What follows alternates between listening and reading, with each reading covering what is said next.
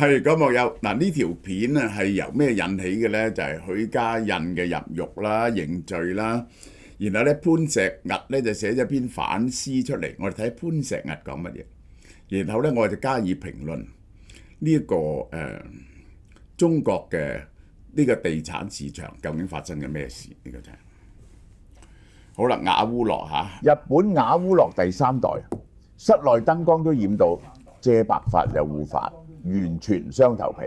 快啲去照貓貓超市買啦！好啦嗱，而家8折啊，332蚊。聽日講呢個李家鼎，講中國人啲倫理是非嘅錯誤，呢個係由呢個是非呢個八卦嘢開始講起。4月13號、14號許家印認罪呢個係面對3000億美元嘅天文數字嘅債務，僅48小時之後呢，前地產大佬潘石屹打破3年沉默，佢走咗去美國，發表萬字長文我的反思，結果呢，係喺大陸被刪除咗嘅，唔准登嘅。潘石屹我的反思，這幾天和朋友們聚在一起，話題總是繞不開房地產出的大事，造成嘅損失以萬億來計算，整個行業幾近崩塌。30年來走過啲路，我唔得正視，你嘅學費太貴了。我睇佢反思到乜嘢出嚟？1998年中國決定唔再搞福利分房啦，變咗商品房。頭幾年咧市場好冷靜，大家好清冷，大家都唔知點做，每次去香港嗱，佢哋成套嘢咧，我首先解釋俾你聽，成套嘢學喺香港學翻嚟嘅，就即係個樓宇咧就係冚唪唥都係官地嚟嘅，批租出去就係價高者得，然後就係起商品房咁樣。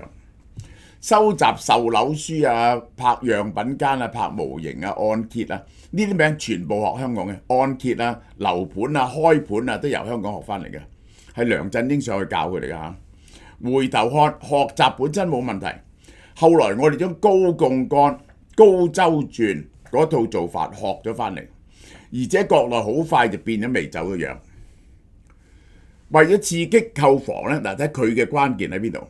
首付由50%降到40%、30%、2%，甚至5%。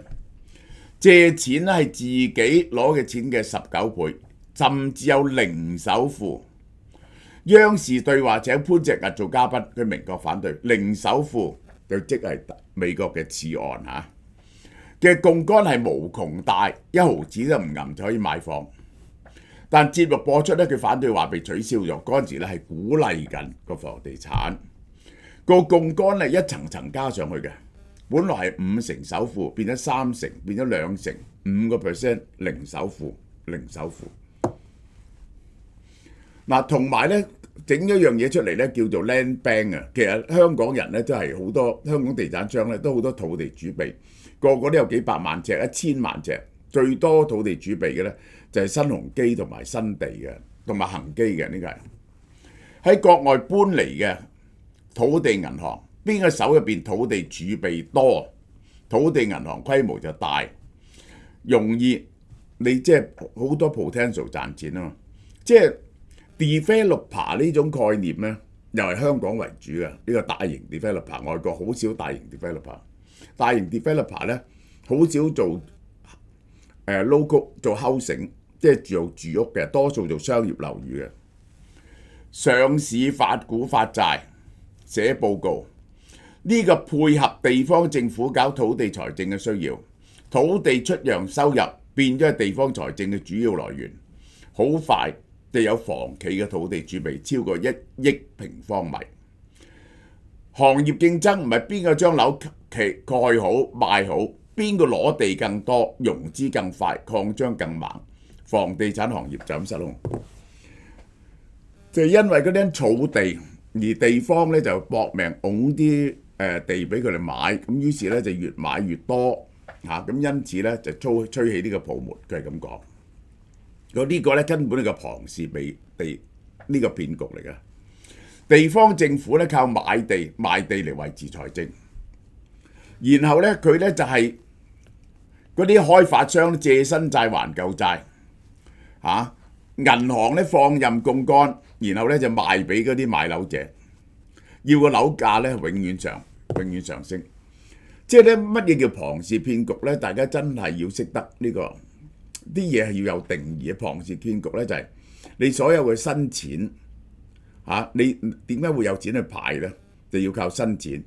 咁個新錢唔可以無窮盡嘅，即係個派息嗰啲錢咧，唔係來自賺翻嚟嘅，嗰個先叫龐氏騙局。呢個咧唔係龐氏騙局嚟嘅。企業失敗咧唔可怕，一定要有信用嚇。最壞咧就係嘅結果就公司破產，損失自己承擔。真正嘅致命就係將商業模式建喺不停嘅加槓桿、不停融資、不停揾人接盤。更加危險係有人仲喺故意造局、製造幻覺，等越嚟越多人捲進來。呢個唔係做呢個當然有份造局啦，即係呢個係呢個，但係即係買樓咁啊製造好賣嘅現象啦，鼓吹個樓市啦，咁呢個當然有，但係其實唔係嘅。嗰樣嘢開始升值嗰陣時咧，就大家都覺得佢會升落去，尤其是升咗一段時期咧，你就做咗一個慣性出嚟，你覺得佢會繼續升落去。佢呼籲快啲處理遺留問題，將買房人放喺第一位，跌咗咁久唔能夠再拖啦，將誠信找翻嚟。即係呢個咁講咧，就即係咧要買樓要實際啲，要交到樓保證交到樓，即係咁樣咯。呢個就係第一，文章揭露咗乜嘢？點解被刪？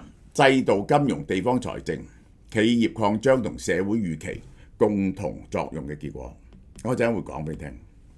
最大嘅參與者，其實最大嘅收益係地方政府，最大嘅收益係地方政府，因為咧佢除咗賣地之外咧，仲有增值稅，仲有房產稅，好多樣嘢㗎。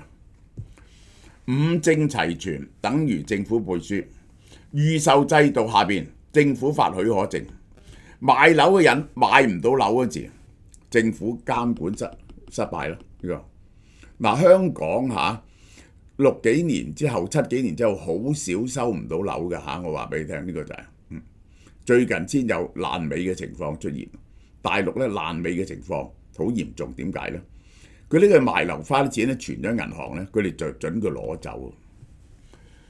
如果呢個局係大家一齊做嘅，點解只有許家印坐監呢？咁樣樓市已經跌咗47個月，2021年見頂，而家2026年許家印1996年創立恒大，你諗下，2017年21年後425億身家，呢個係因為托高咗佢嘅股價，嗰陣時大樓同佢炒高股價。恒大一度喺250個城市，有1300個地盤。公司係建築喺2萬幾億嘅債務上面，係全球負債最高嘅非金融體系嘅股公司。2023年9月被捕被控8項罪名。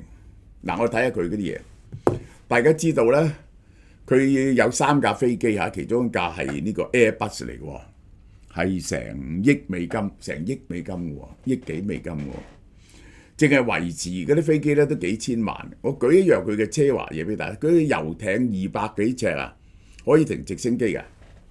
倫敦最貴嘅呢度係 Knightsbridge， 呢個交易涉及2.1億英鎊，重建之後估計值5億英鎊，係佢自己私人住宅嚟嘅。喺倫敦住間咁嘅屋都算好折墮。呢個係60億喎，大概係60億。衛報2012年報，呢個項目獲批後成嗰個8層高、5760平米嘅私人宮殿，6萬尺其他房地產媒體咧，亦都以62000尺形容佢嘅規模，入邊冚唪唥擺呢啲咧係古董家私同藝術品嚟嘅。細節包括45間房，哇！116扇窗，68扇望向海德公園，室內泳池，地下停車場好多部升降機，有防彈窗啊！呢、個係聽講話係佢個女去住嘅呢個。嗱，我哋睇佢啲爛尾樓啊，海花島投資額成1000億，39棟要拆嘅，呢、個就係海花島唔準填海，結果嗰個淡州嗰個書記啊，因為呢單嘢判咗死刑㗎，死緩㗎。廣州足球場120億，呢、個犀利啊！武漢科技旅遊城11宗地被收回，呢、個計劃啊，涉地154萬平方米，千幾萬尺，被控非法吸收公共存款、集資詐騙呃人做假數、違法發放貸款又借錢俾人、違法運用資金調動資金、欺詐發行債券、違規披露重要信息、出假信息、職務侵佔攞公司錢、單位行賄。結果佢而家行賄嘅人好多，但係咧就冇上到最高層嘅，即係咧係唔包得廣州啊，呢、一個係深圳啲官咧，全部都有份啊！呢、個就係好多地方官，貴州啊嗰啲咁。好啦，呢個第一個，第二個任志強。任志強係華遠集團嘅前董事長啊，佢爸爸係商務部副部長嚟㗎，因為敢言被稱任大炮，有幾千萬嘅粉絲。2016年黨媒姓黨，佢嘅微博被關閉，呢次已經被警告。我睇住嗰次咧，佢係同阿王岐山係老友，要為佢講情。王岐山追住阿習近平，大哥，其實就要為佢講情。2020年發文暗批習近平啊，點批呢？嗰度係企住一個唔係皇帝嘅人喺度展示自己嘅新衣，係一個剝光咗衫都堅持要做皇帝嘅小丑。雖然高舉一塊又一塊嘅遮羞布，絲毫唔掩飾自己堅決做皇帝嘅決心。2020年3月呢篇嘢嚴重得罪，結果北京西城區委會以重大原則問題唔同黨中央保持一致，開除黨籍。又9月貪污受賄挪用公款，國有公司濫用職權，18年監，罰420萬。國際特敵社組織呢、個似乎又係一個出於政治動機嘅定罪嚇，呢、個係好啦。王石啦，呢、個萬科嘅創辦人啦，2017年卸任董事會主席，以為冇事喎，呢、個係8年幾以前喎。萬科結果係而家係爭幾千億，呢、個係成萬億嘅嚇，蝕咗千幾2000億。前總裁祝九勝被強制措施即係扣留咗。前董事長辛傑被帶走調查，繼任者郁亮，仲有一個郁亮退休後又失聯，全部大鑊。鳳凰衛視呢一個前記者秦峰，佢嘅姑丈係外長李兆星啊，以前外長喺微博報道王石被抓，結果王石話一切安好，造謠者交給法律。個老婆發3帖辟謠，好大鑊。嗰啲頻繁嘅解釋，前咗未有佢焦慮。今年2月都傳過佢失聯㗎，即係萬科咧出事咧就係肯定㗎，拉咗好多人。即係咧最慘咧就係咧深圳地鐵咧係蝕咗千幾億喺萬科身上，呢個就係4個人性格4種命運啊！冷靜現實主義，從來唔信呢個大陸政府，點頭認，有咩事批評咧佢認錯。然後走咗去紐約，許家印極致擴張同埋系統咧深度綁定，揮金如土，呢、個結果喺深圳受審。任志強反對，正面挑戰，硬頂到底，坐18年監。王石太過相信啦，在乎名分，佢係追求體面嘅，落咗台，結果咧都危險。呢、個就係潘石屹點解走到呢？底層出身。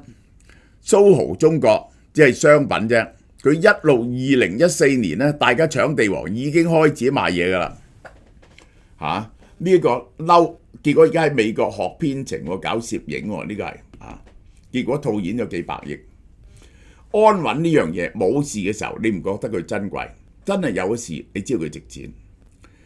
天比我大，天比我大，人再用力都有扣唔着嘅地方。心靜一啲，人反而慢慢看明白。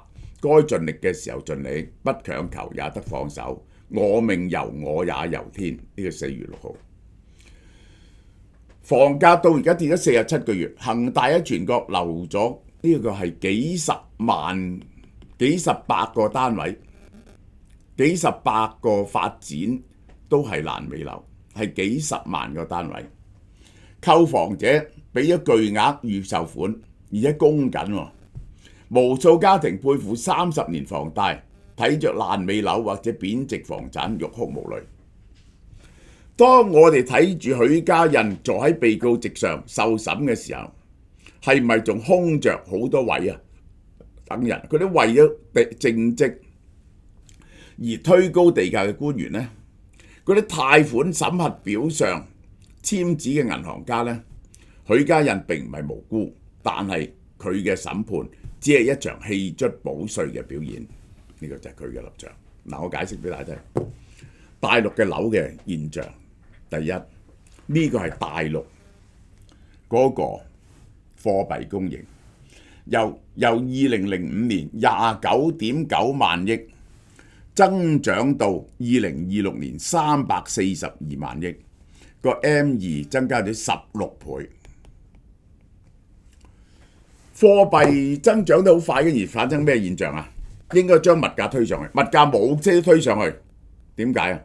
因為中國有龐大嘅生產力同埋人力壓住咗物價上唔到，咁嗰啲錢去咗邊啊？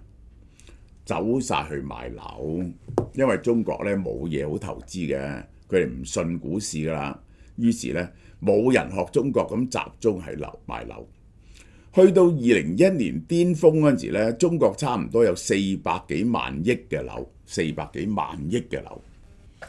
你知道啊？呢個樓價其實係 M2 推動嘅，呢個係一個資產泡沫，呢個係一個資產嘅通脹，呢個就係嚇。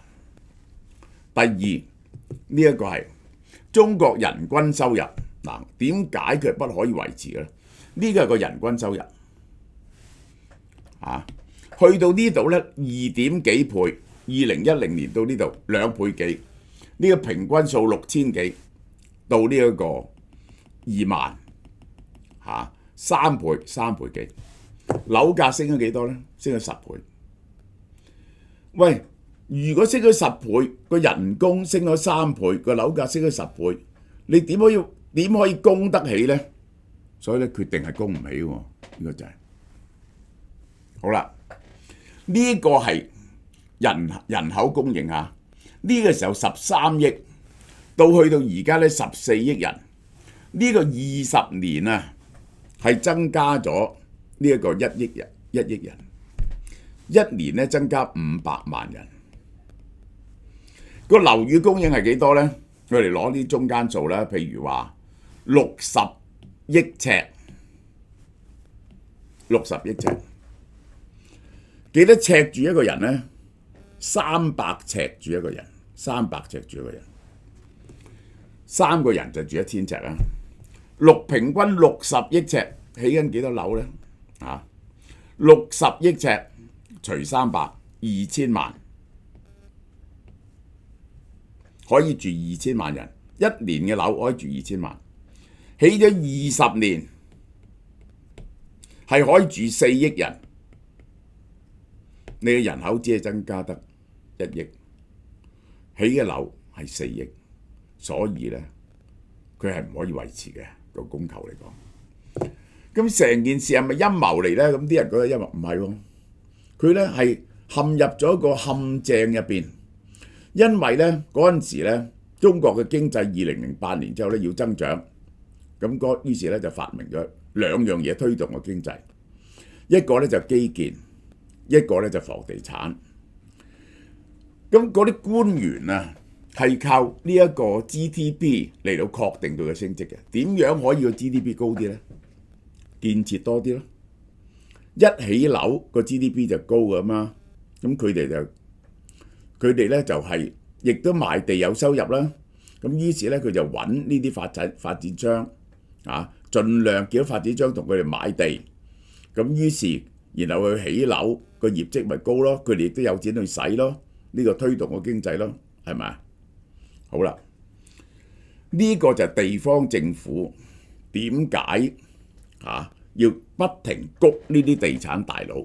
即係你喺佢度買咗笪地賺咗錢咧，嗰個市委書記會同你講喎，喂，嗰度我有嘢益你啊，你快啲買啦！因為點解咧？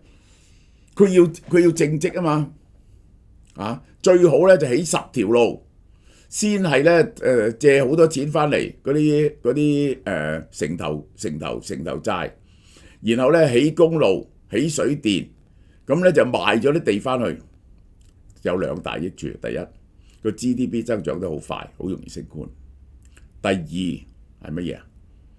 第二就係好容易貪污。咁於是咧就係呢個地方政府係一個 active 嘅 participant， 然後咧佢仲叫嗰啲地方銀行、嗰啲城商行借錢俾人哋，俾地產商。其實咧4大銀行唔係借好多，大部分都係城商行借嘅，呢個就係然後鼓勵人哋買樓。咁好啦，我講俾你聽個悲劇係點咧？佢其實咧谷咗一輪，個樓價高咗，咁嗰啲人冇錢買，咁啊點咧？咁個經濟一衰落咧，大陸政府唔得喎，我哋要保住8喎，我哋保住8喎，咁點啊？咁咧就係我哋刺激個經濟咧，刺激個經濟咪減按揭咯，減按揭成數咯，係咪啊？減息咯，咁於是將個樓市咧又推返上去，幾次都係咁，4次以上。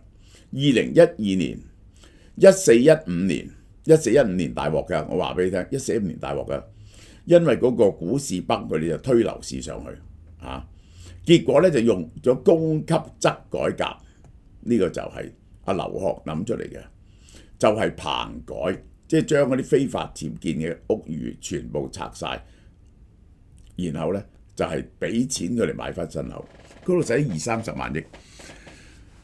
即係每逢個經濟因為基建2008年同埋房屋飆上去，但係咧其實 grow 唔到8%嘅，一落即刻熬啦，即刻驚啊！於是咧又再谷第2輪，又跌，又谷第3輪，最後一次谷係幾多錢啊？2020年因為疫情再谷一次，最後谷咗前後谷咗4-5波。所以個樓價去到咁唔合理嘅境界，成班人呢唔係諗住整個龐氏騙局出嚟，係一齊 participate 喺呢個遊戲度。地產商越係高槓桿嗰個越係贏，因為咧你攞嗰啲地咧就越平啊嘛，呢個就係嗰啲地方政府同你合作啊嘛，呢個就係。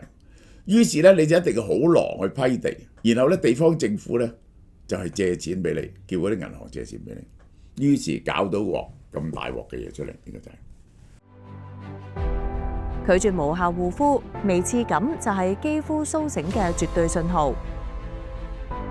Dr. Bargo 微針精華顛覆膚質，重塑無瑕透白，突破極限，蘊含99,900條專利積雪草精華微針，強勢打開基底通道，秒速擊退泛紅粗糙。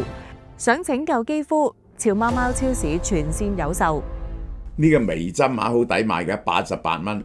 呢個Dr. Bargo 係韓國嘅微針專家，用積雪草微針喺珊瑚嘅微刺。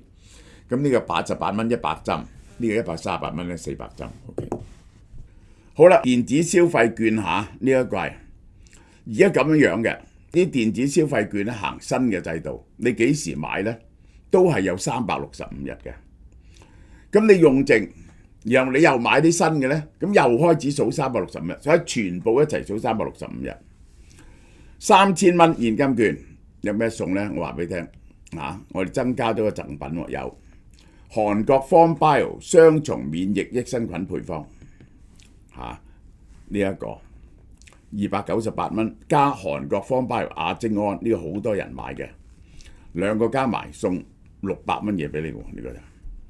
5000蚊送乜嘢咧？呢個就係韓國媽咪 and Daddy 呢種 Omega 3高臨界，呢一種葵花籽保濕潔面凝膠 Robobel 160蚊，然後仲有心血樂嗱，血管好緊要㗎，清潔血管啊，呢個保持血管健康係好緊要，5000蚊就送呢啲嘢，你幾時買都好，你都係有365日用俾你用嘅，呢個就係嚇。